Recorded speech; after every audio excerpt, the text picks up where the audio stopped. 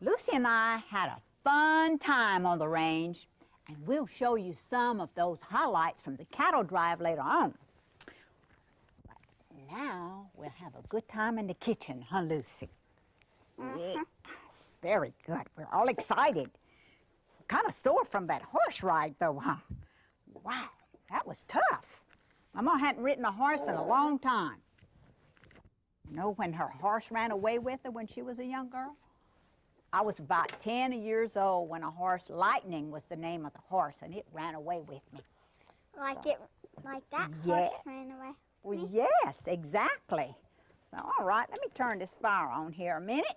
Of course, beef goes well with a lot of other dishes, so Lucy and I will be cooking a crawfish étouffée to be served on top of our beef.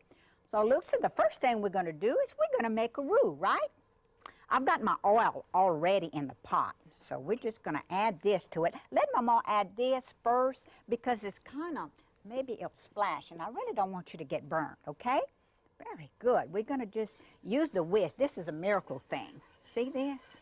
Because you have to make a roux with this étouffée, but remember that it mustn't be very dark. And actually, I don't add as much flour to an étouffée as I do to a gumbo, because you want this roux to be kind of light and not have that really harsh roux taste.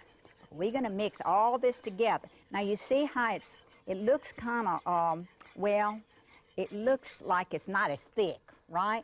But this will thicken up after a while.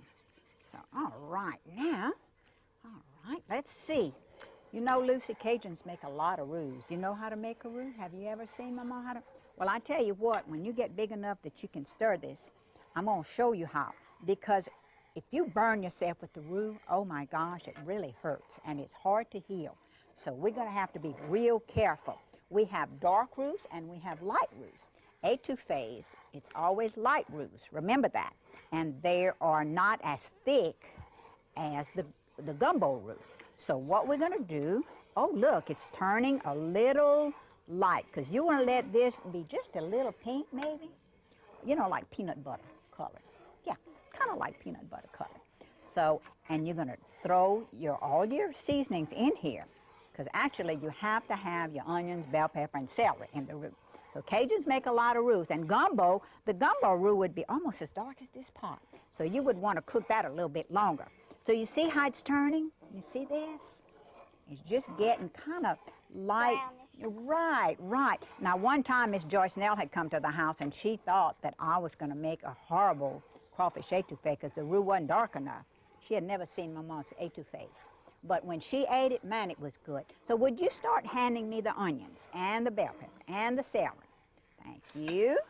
Not pour it in? Yes, you sure can. Go ahead and throw it in there. You know, Cajuns throw everything in the pot. Very good. And the celery. Okay, very good. Now you want to saute this a little bit, you see? Because that's all you need. You need to saute your vegetables very lightly. You see how they get real pretty? Oh, so thank you, Lucy. You really are clean. So you're not a messy cook. But anyway, now you see how that's all? Wow.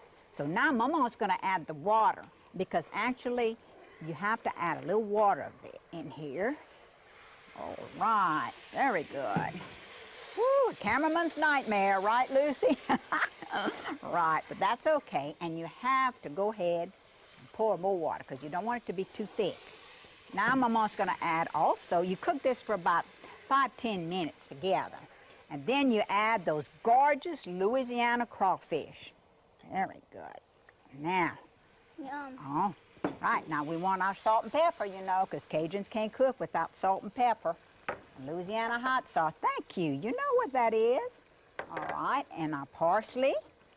And what's that? Onion. Onion tops, correct. Just put them in. And while the crawfish étouffée finishes cooking, let's focus on beef, because beef is tops in my house because it's still the general's favorite meat. Now, you may not think that there's cattle ranches in Louisiana and that they're big, especially with Texas next door, but we still have access to some beautiful cattle, like on Mr. Bernard's cattle farm, huh, Lucy?